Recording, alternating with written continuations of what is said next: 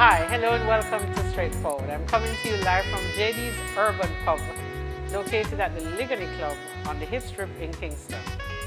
By the time I'm finished with season 2, I'm going to know all the bars, all the latest in Kingston. Despite COVID, people are opening up new businesses.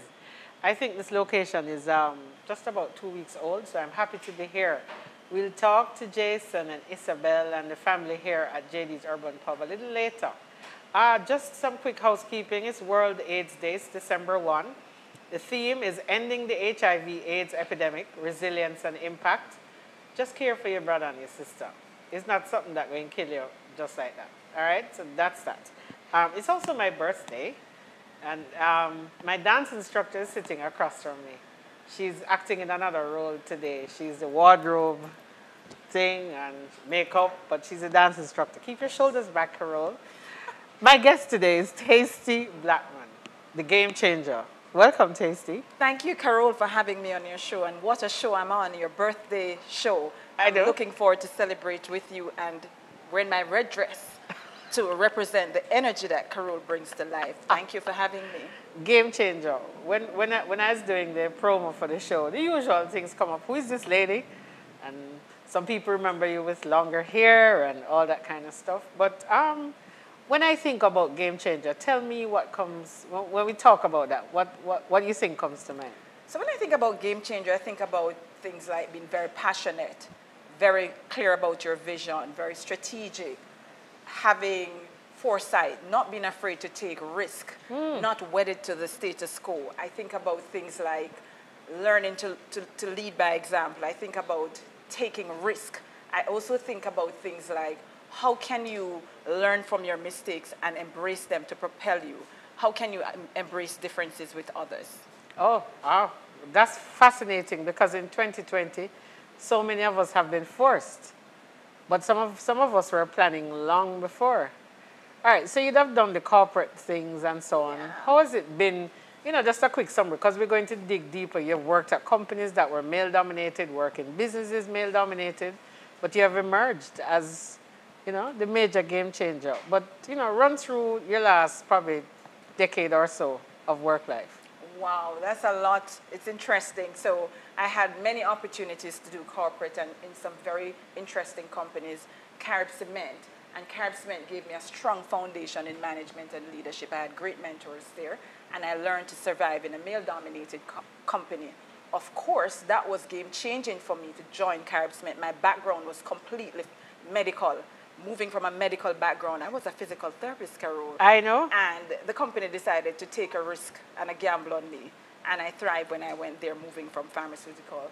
Then I had the opportunity to take on DHL as a commercial manager. And again, that was a brand new Physical area. therapist, then you go to cement company, and then Manufacturing, then international logistics. Can you imagine? All unrelated.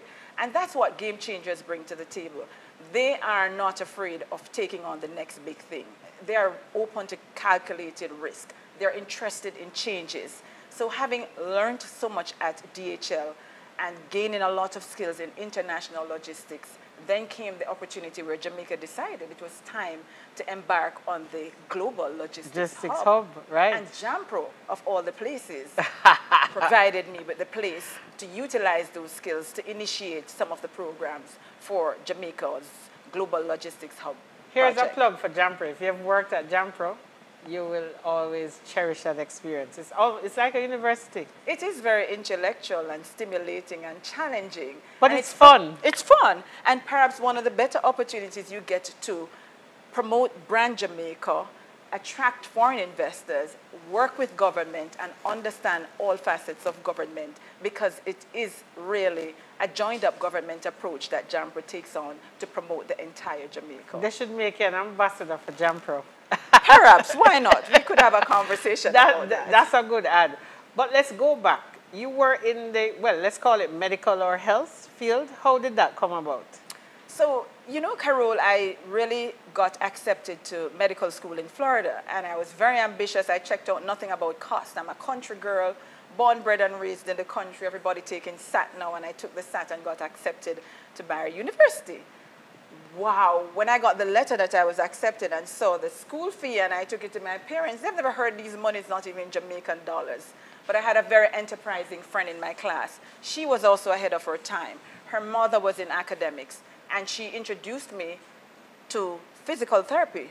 I didn't know what physical therapy was, but I had nowhere to go because applications were closed for admission to UWI at the time, and I didn't apply. And she took me to UWI, held my hands, and I got enrolled in the program.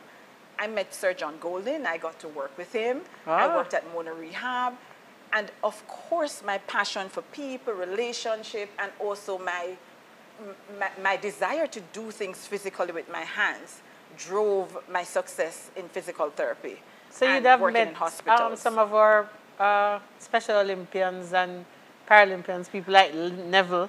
Absolutely, because Mona Rehab was a place where Professor Golden created this environment for them to do well, facilitate their all-round development, and give them an opportunity to develop skills that they could use for a living as well as to progress their physical lives. So what took you away from that, from physical therapy? Carol, it's certainly the love of money.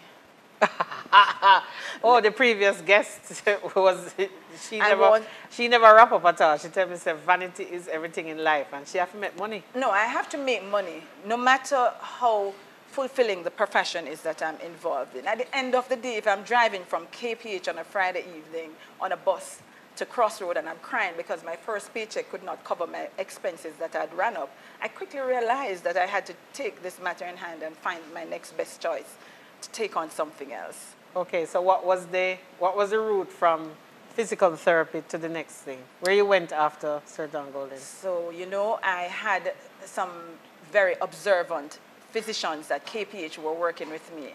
And one day when I visited the ICU, a couple of them said to me, you know what you really have? You have a lot of selling skills. You come inside here and you influence people to do what you want to do. And that's what selling skill is about. Those ladies and gentlemen who you see coming here every day with these big bags, they're called MedRep. We think it's a good avenue for you to pursue because you already have the medical background. And then came an opportunity in the newspaper. Pfizer Pharmaceuticals. They were launching Lipitor, Viagra, so many great drugs in Jamaica. And it was my opportunity now to learn about selling skills and marry that to my background in a medical field. Okay. It made it so much easier for me to transition to medical The fact sales. that you were selling enhancement medication helped, you think? Yes, of course, it did. Okay. It did. So the take-up was good? The take-up was good. By then, it was in demand, very popular.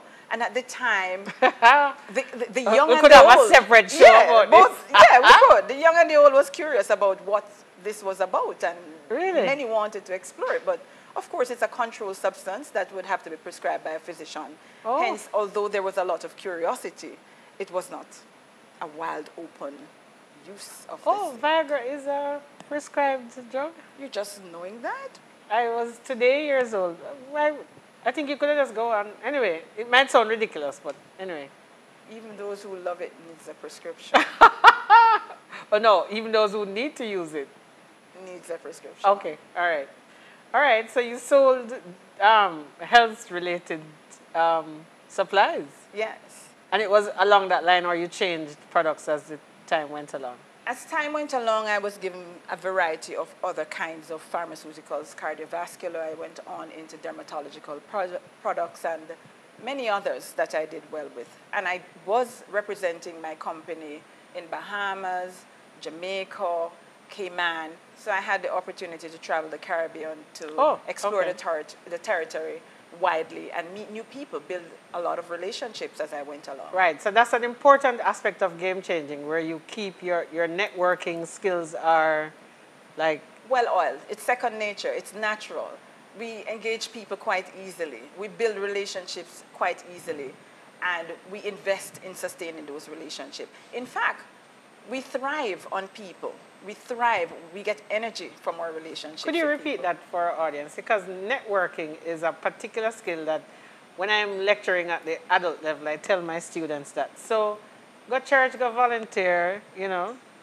When you feed in the community, go out. You never know who you might meet. So could you just repeat the whole thing about engaging with people at different levels? It's very important to engage and build relationships. Not only build them, but you must seek to nurture them and sustain those relationships. They give you energy. They give you a support system to enable you to carry out things that you would need to do in the future. And of course, you cannot get through this life as a game changer without a good support system. It's important to invest in building those relationships and nourishing them. It's not one way, it's two ways. They give, you give. Be the giver in those relationships, and you see how that giving comes back at you. Ah, wow, good way to end the segment. So remember, we're coming to you from JD's Urban Pub right here at the Ligonier Club in Kingston. Rich history, rich information from Tasty Blackman. If you just joined, you know, we're talking to Tasty. Stay tuned, we'll take a break and come right back. Connect, create, and collaborate in the Jamaica Pegasus's new co-working spaces designed for you. Host your meetings in our office for one or office for up to 4 persons. Book your private office space today for 4 hours, 1 day, 7 days, or more, and get free Wi-Fi, coffee, bottled water, concierge service, free parking, discounted meals, and more. Reserve your office space today by calling 876-926-3690 or visit www.jamaicapegasus.com.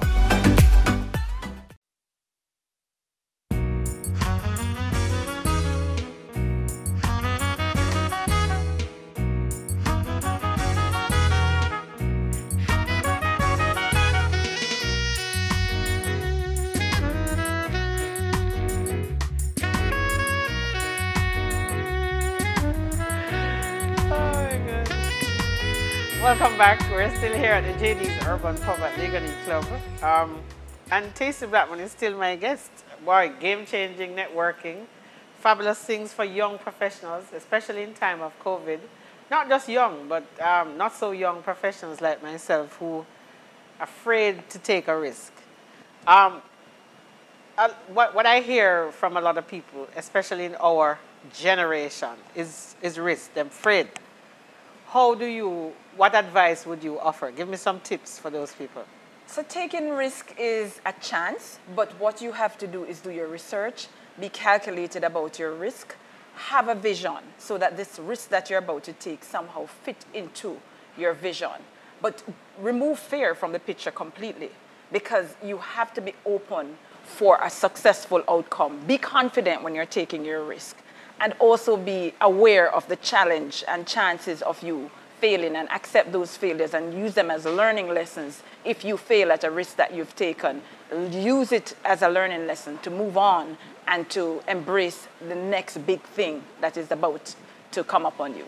When you think about things like rejections in a job application, yes, you know, you run 12 applications, you don't even get a response, not even the form letter them send back. You know. So those rejections are to be embraced, because guess what? Maybe that job wasn't for you. Maybe you're not the right candidate. Maybe there's a better candidate than you for the job. That rejection is just to prepare you to make yourself more motivated, to push on, to go after something else that is more likely to fit in with what you're about, to your greatness that you're about to achieve. Rejection is gonna come in life. We have no control over the outcomes of the things that we aspire to. We have to be prepared to accept them, but never let them defeat you. Use them as the fuel, as your positive drivers to move on to the next great thing that you're looking to achieve. Very simple question. You want to leave your job for whatever reason, whether the salary not good, you don't like the people, that kind of a thing. But do you leave before you find the other job? I mean, it's a typical scenario, and young, old, middle age, everybody has that problem, you know, them quarrel and cuss. How do you time that in terms of the change? So my advice is always try to stay in your job and look for your next opportunity. It's always better to begin, if it's a business or an enterprise that you wish to start, it's always going to be easier for you to use the latter part of your last engagement to build up your resources, build up your experiences to transition into your either new job or your new business. I really wouldn't recommend cold turkey, walking off your job and walking into entrepreneurship or that new opportunity that you're seeking for. And if you're looking for a new job, Carol, my experience is that it's always going to be easier to find this next job while you're in a job. When you're at home, Carol, a lot of your network forget that you're even on the job market. Oh, yeah, they don't we know. see you, you don't Yeah. engage them. So it's better to start looking for your next job when you're on the job. That's a very important statement. I remember a good friend, he was in financial services.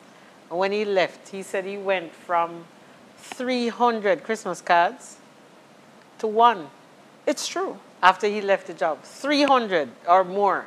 It's And true. him said the Christmas after he left, he got 1 card and 1 bottle of. And that's the reality I'm talking about.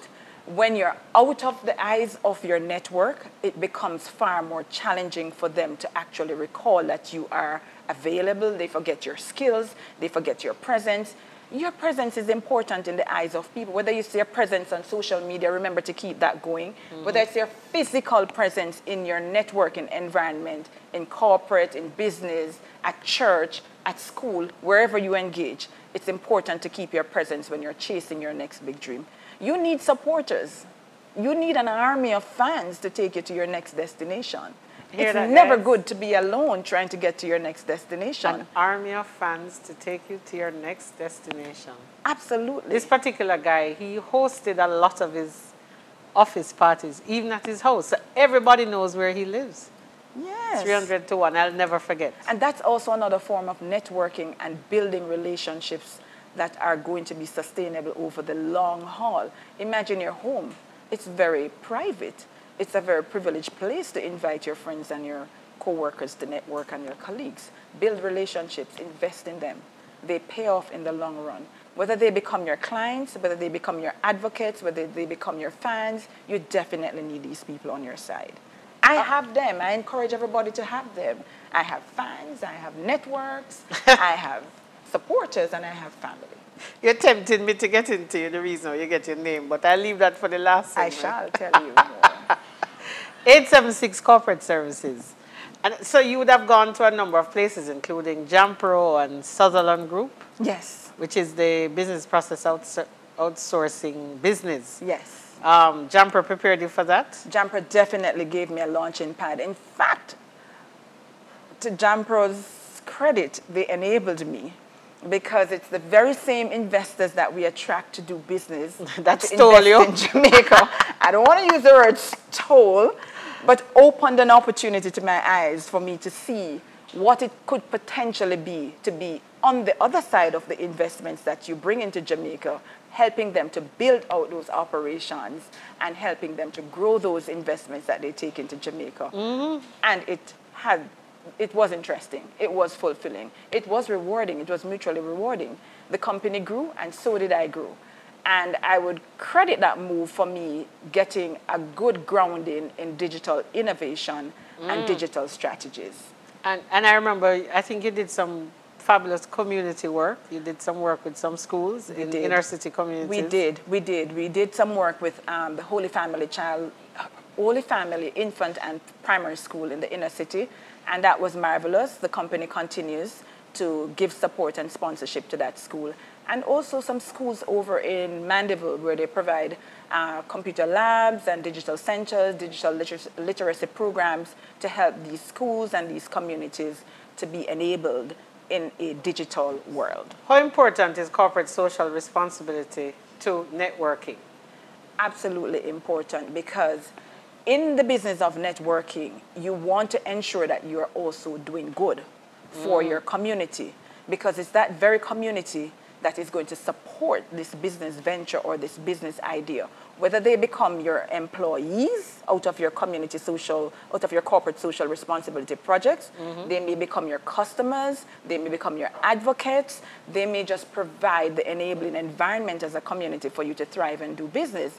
You have to position them to also succeed as a community, because when a community is thriving, chances of them being involved in crime, wanting to harm your company, wanting to do things that are not to the benefit of your company is less likely, because they see you as an advocate, they see you as the place that provide a living for them and an enablement in their community development projects. How important is getting what you call a feeder group? So, you know, because you'd have gone through probably 2 decades of corporate work, it is important that as part of your network, you have a feeder system to your networking, like younger people. Yes, and how do I get in touch with the younger people? So I have 2 daughters, and they get me connected with a whole host of younger people. So I have a whole university of young people that I'm either engaged in mentoring, sponsoring, coaching, and I'm also learning from them because I am very interested in this whole use of digital technology and being a cutting edge. I know, I figured that's where you're going. They support me, they enable me, and I like their outlook on life. It's remarkably different from mine. In fact, they have helped me to relieve myself of some of my fears. Some of the things that I used to care deeply about, what people think, what people say, if my video is good, my video is not good. They're like, let's get this on. Those days are over. Be yourself.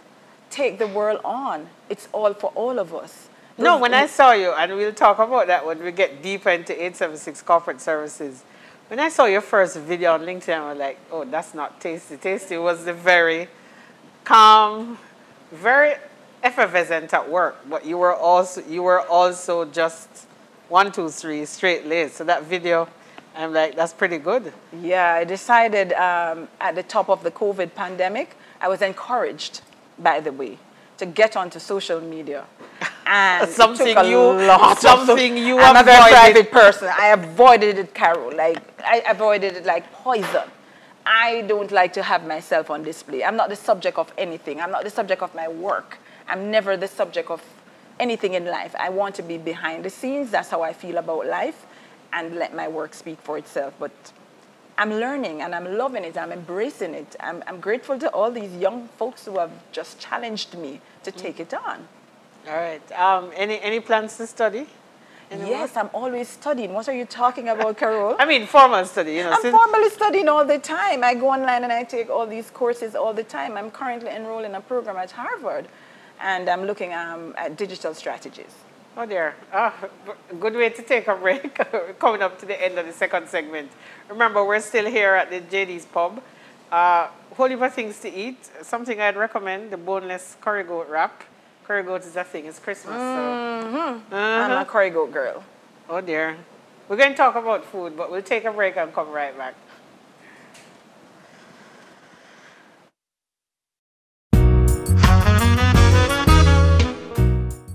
Hi, I'm Carol Bedford, and I'm your host for Straightforward. Season 1 brought you some of the best acts to follow.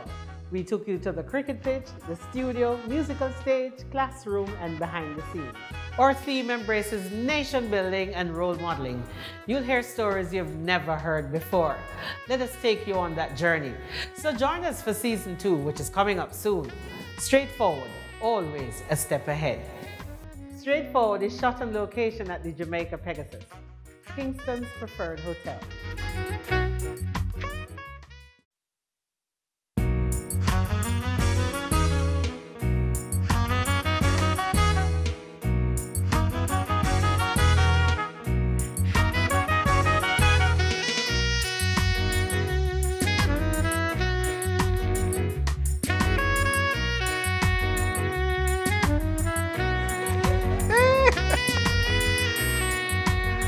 Welcome back.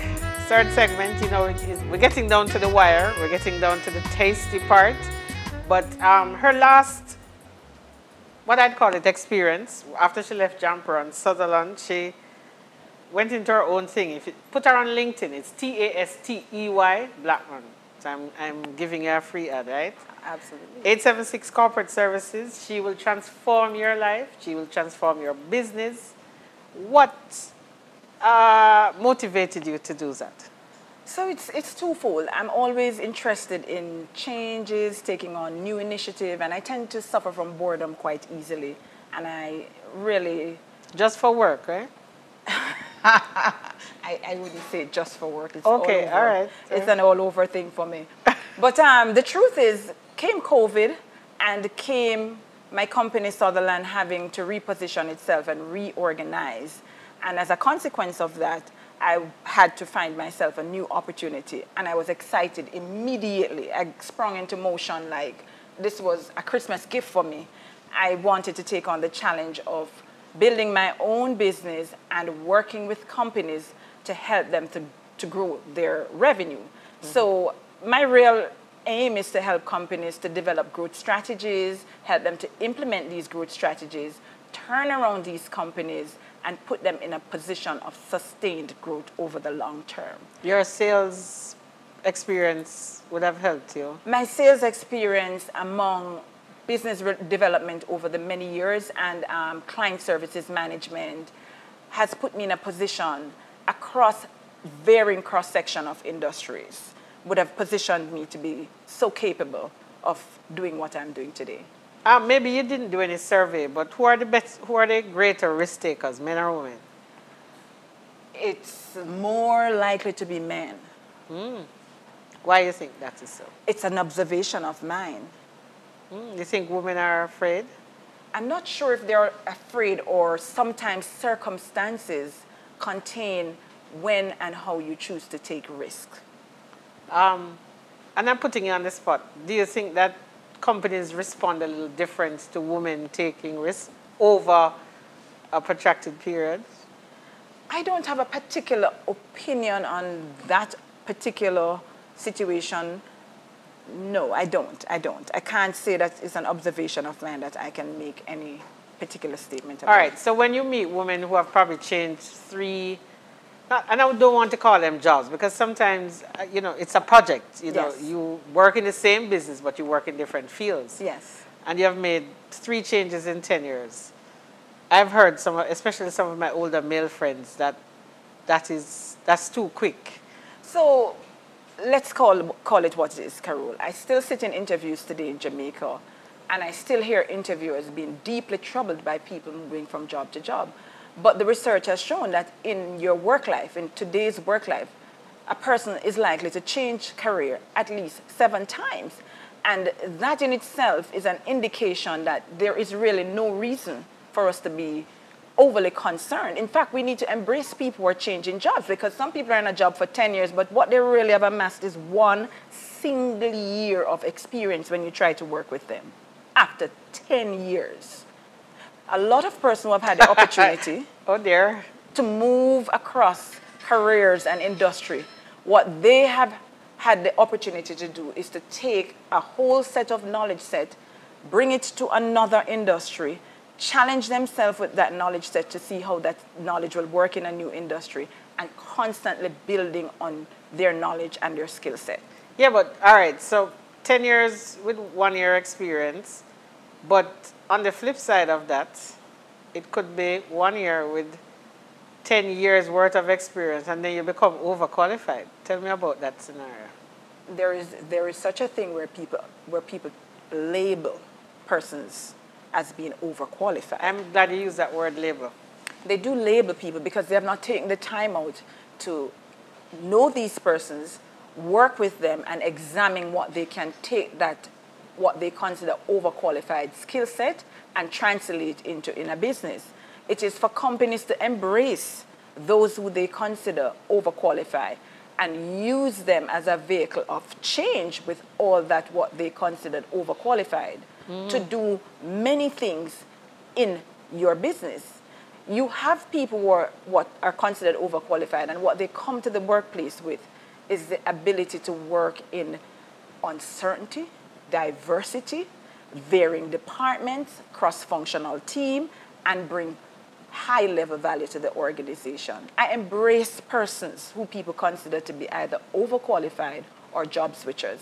I feel like I'm in the Harvard Business School class. What better person to enable your business than the person who has traversed many industries in 10 years, the person who has gotten the knowledge set from several other organizations to bring with them, and the person who has taken on several courses of studies to enable themselves to perform better and bring value to their organization. That's a rich person. I want to work with those people. I want to learn. I'll promise you one thing. For January 2021, I'm going to get you on a Zoom call. People are going to pay to hear this information, targeted, because some of the people in this society need to hear that.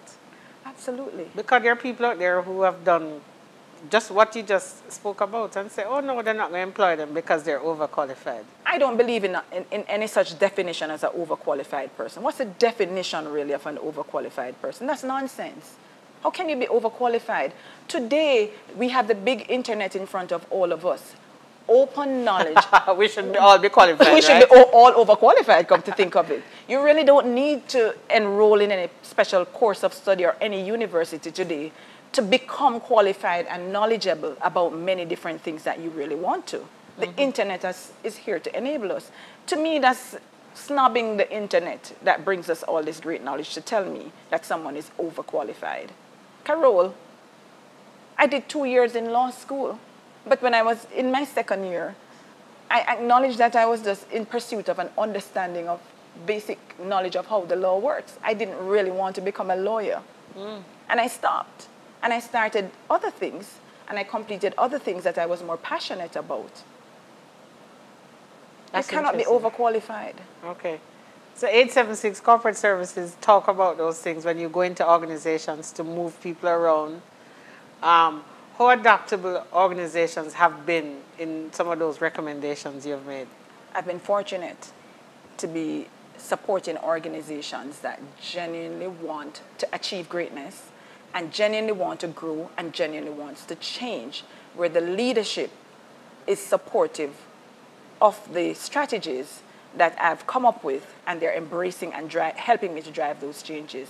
They're embracing the idea of working with different people from different cross-sections, challenge themselves to employ persons that they would not have typically employed for a particular role because they didn't come with this prerequisite qualification, but the person has the requisite experience and background to lead the organization in another direction. For a quick guess, are most of those game changers men or women? Most of the game changers that I have encountered, they're men, to be honest. Yes, most of the game changers. Because, you see, I find perhaps they're bolder, perhaps they're more open to accept risk, perhaps they're also not as restricted to making changes that are so fundamental, the things that are part of the status quo. They're probably not afraid to challenge the status quo. So I've come across more men who are game changers than women. Perhaps I need to do some more research on the women, but my encounter is as such. All right. In terms of 876 Corporate Services, do you do lectures and stuff like that? So I do corporate training, a few corporate training. I do corporate training on corporate governance, dress for success. Yes, I do corporate training for customer service as well. I'm going to talk to you a little bit about the dress for success. Tell me about that. Is it still the traditional thing that people need to be dressing up for work these days? So, in reference to where we are with COVID and most people are working from home, we have started to observe a sort of a different dress code from we had pre-COVID. So more people are dressing a little bit more relaxed because they're working from home. But a part of putting oneself together to represent the circumstances that you're in, which is a professional environment, is also that first impression lasts. People still judge you by your cover. People still form an opinion about how you look when you enter a space, when you try to engage them. The world is still judgmental. That's an important statement. The world is still judgmental. How are we going to change? I mean, you probably can't answer that, but shouldn't we be getting more relaxed these days? To some extent we are, and I think our younger generation is actually bucking the trend, and they're forcing us to look back at ourselves and observe them and reflect on how they're going about meeting the world today in a different manner. I don't think they're so detained by some of the dress code that we would have observed. I mean, you're wearing sleeveless. Michelle Obama had kind of just made that. But still in Jamaica, we can't go into certain government organizations with a dress like this. Imagine, and you're so fabulously put together. I'm appropriately dressed. I see no hindrance to me to carrying out my work. And that's why I sometimes do have a problem with this idea that you need a specific dress code. Because as I evolve, and that's a part of my game-changing self, I'm more concerned with your ability to deliver the work or deliver results than just simply how you look. Because a look is one thing, and I've had the opportunity for, long before COVID, I've worked remotely from home or from a tree for 5 years for Sutherland Global, and no one really was concerned. They don't care. They just wanted me to get to those goals, get my KPIs, and get the results that we have agreed to. Well, on Straightforward, we're giving you results, and we brought the Game Changer in December. You know, we're turning up the thing for going into 2021. We're going to take a break, but when we come back, we're going to talk about the name Tasty. We're going to talk about our high school life. We're going to fasten our business a little bit. This is still Straightforward. We're coming to you from JD's Urban Pub, Ligonier Club, the very rich place in Kingston. Stay tuned to Straightforward. Connect, create, and collaborate in the Jamaica Pegasus's new co-working spaces designed for you. Host your meetings in our office for 1 or office for up to 4 persons. Book your private office space today for 4 hours, 1 day, 7 days, or more, and get free Wi-Fi, coffee, bottled water, concierge service, free parking, discounted meals, and more. Reserve your office space today by calling 876-926-3690 or visit www.jamaicapegasus.com.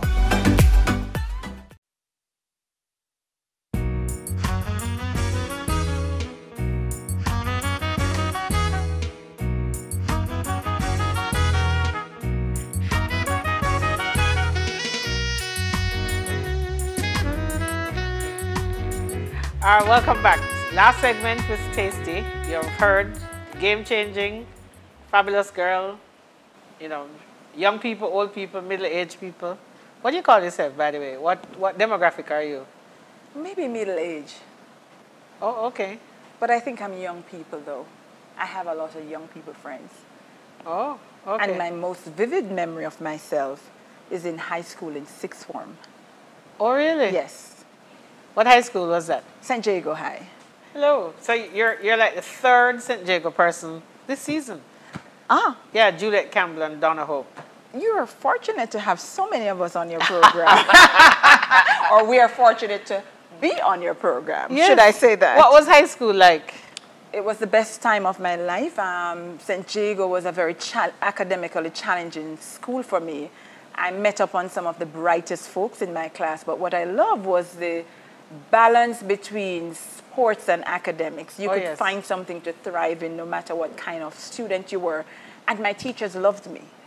I got a lot of support. And likewise, my classmates, I got a lot of support. I was cared for at school. I was given a lot of opportunity to lead and do good things at school. I was even a prefect at school. You were somewhat of a diva, you think? Yes, I was somewhat well known at school. You're still a diva, by the way. You know I that, am. right? Oh, Lord. Thank you. When we met at Jumper, I'm like, oh, she moves across the floor like a gazelle, and she's always... All right, so, you know, this is where we get into the personal thing. Food, what kind of food you like? I'm a lover of Jamaican food. I love my curry goat. I love ackee and saltfish and roast breadfruit. Right. So those are like my 2 favorite dishes. You tried the curry patty? Yes, I've tried it. I loved it. All I need is some white rice to put that curry patty into. It's a patty. It's to be had with white rice. I'm telling you, it's chunks of curry goat. Meat is inside of it. It's not curry gravy inside that patty. You need to have it with me. No, if you go to the Bahamas, you can do that. But in Jamaica, you eat a patty is in a... I love it. You sound like them Caribbean people who... That's a pie, by the way. I know. It looks like a pie, too. But the curry goat just warms my heart because when I first heard about it, I just imagined getting minces of curry goat and some gravy inside of the patty. But when I got it and had actual chunks of boneless goat meat, loved it. All right. So you did this, Tasty. How you got your name? Oh, my mother was ahead of her time. You sure you want to hear this story? Yes. My viewers want to hear. So my mother was so in love with my father. She thought he was the most romantic man. She had an everlastingly exciting relationship with my father, and she wanted to express how she was feeling about this relationship. She said she started out actually writing a book to express the love affair and how she was happy and excited and how romantic my father was. And she just After a while, just abandoned it and said, to hell with all of that. My next child, I'm going to lay it all on her. And she came up with this name, Tasty, to express how she felt about my father, how romantic my father was, how great this relationship was. And she piled on the name that she think best described what she was trying to put in a book. I tell your you. father was tasty. Yes, yes, my dad was that kind of a man. Now you know how you all get your names, guys. Do the research. You know, some get them name off a drink, some get them name off a city where them born and all them things, or where it happened. Anyway, so nobody never trouble you at high school? You know, when you go to high school in semi-rural Jamaica, and you live in rural Jamaica where children were well-mannered and adults kept them grounded, those children back in my days really didn't take on any kind of meaning to my name that I encountered when I came to university in Kingston. When I came to Kingston, that's when I realized that my name. How tasty your name was. You can only imagine the kinds of What comments. hall? Did you live on Hall? I didn't live on Hall. Which one were you connected to? I was connected to Irving Hall. Oh yeah, that's kind of modest. If you're connected to Taylor, you'd have been in trouble. I would have been peppered by the boys for having such a name. So tell me about, all right, so sixth form, university, how did that transition? Because St. Catherine is not rural, let me just say it, because I'm from St. Catherine. Transition wasn't that difficult, but tell me, how was it for you? So it was sort of a difficult transition for me because I'm truly a country person. I'm grounded in being a rural person. I live in a community where there was no street light when I was growing up. I was raised by a very Christian Baptist preaching mother, Christian Baptist preaching grandmother. The same mother that had tasty relationships with your father? Yes, in her latter days, she found the ways of the Lord. And ended up being a preacher. So the transition was difficult for me. First of all, let me admit to you, I only ate what was planted and dealt with in our home. Yeah.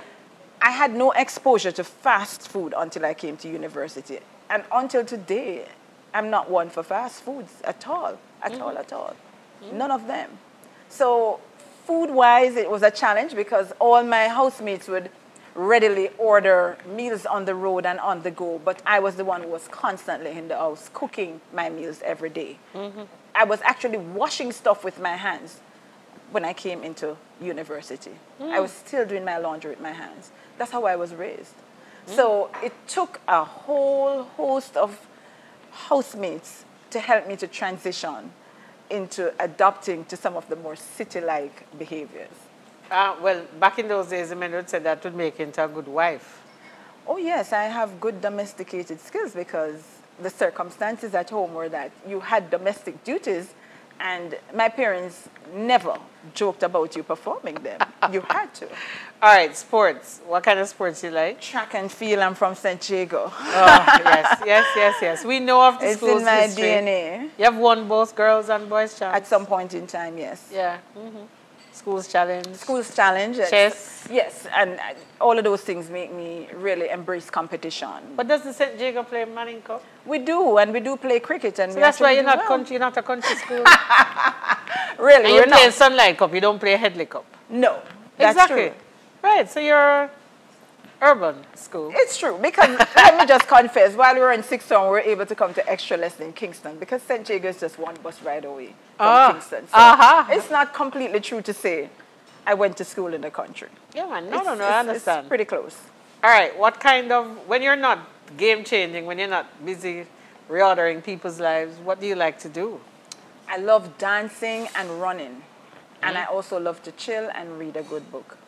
What's the last book you read? So I'm reading Second Mountain by David Brooks. It's an inspirational book.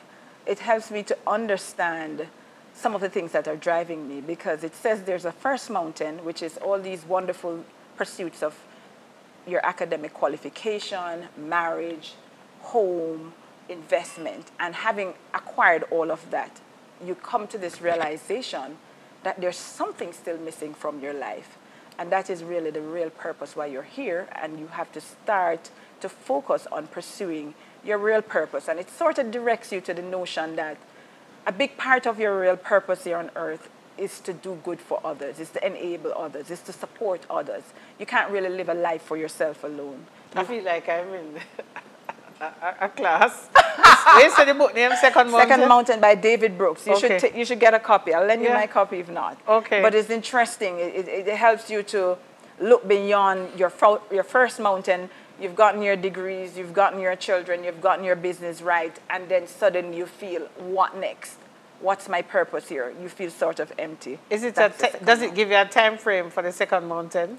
No, there's no I'm time asking frame. for a friend. No time frame. Absolutely none. Some people arrive at it pretty early in their life and discover that there's this sense of belonging and lack of fulfillment, and they tackle this second mountain Is early. it possible that you could reach your second mountain before the first? Asking for another friend. Wow. I am not sure, but it is entirely possible, because when you think about people going to priesthood and in the nun and so on from very early, they are motivated from early on in life by this concept of the second mountain, doing for others, living a purposeful life for others, and helping others to exist and do well. All right. How have you coped during COVID? Because I know you're an outgoing. Do you still run? I still run. I go to the Mona Dam to do a little running, not as much as I'd like to do. I sort of backed off the gym too, but I cope by keeping connected with my friends and family. I do Zoom meetings. I try to engage my friends when I can, and I do small link up with my friends, small line, 2, 3 friends, get together, have a drink, kick back, shoot the breeze, and relax. Okay. Or go to the beach, Carol. I love being at the beach. You never had no beach at St. Catherine. Don't answer. River. River. Plenty rivers leading into the Rio Cobre. Listen, Tacy, this has been a fabulous interaction. All good things must come to an end. Just one little bit of advice you'd give to people who want to take risks before we go. Do your research. Be calculated about your risk. Manage your reaction to things when you're taking risk, and also look at the big picture before you take your risk. All right. Well, this has been Straightforward, program number 8. We're in season 2. It's the birthday edition, and I had my friend Tasty Blackman. We're both from the same parish. And we may be related. Every now and again when we check, we find that out. We've been planning to own this relationship. Yeah. All right, so this has been Straightforward. We're always a step ahead. Thanks to the technical team, Ryan Essen, who is controlling everything around here. I had my soldier man fanning me earlier. You will hear more about that. Ryan Bailey's here. Andre is also here. And my everything, designer, dance teacher, Okisha, she's also here. Thanks to the staff here at JD's Urban Pub, and we'll give you a little taste of what they do just a little later. Stay tuned. Thank you for joining us. We're always a step ahead.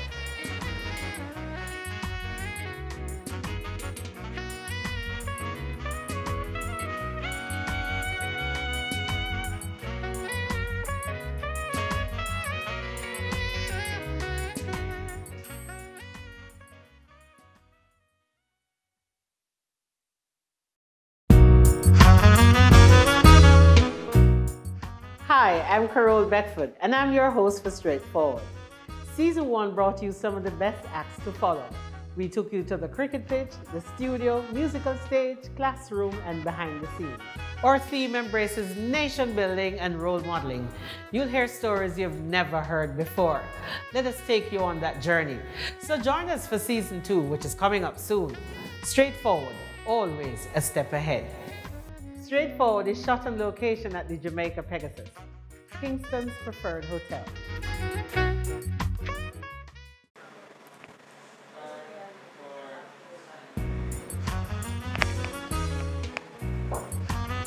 Hi Straightforward fans. Straightforward takes a break for the rest of the year, and we return on Tuesday, January 12, 2021. In the meantime, we'll give you behind the scenes on our Facebook page, Instagram, and also on YouTube. Thanks for staying with us. Always a step ahead.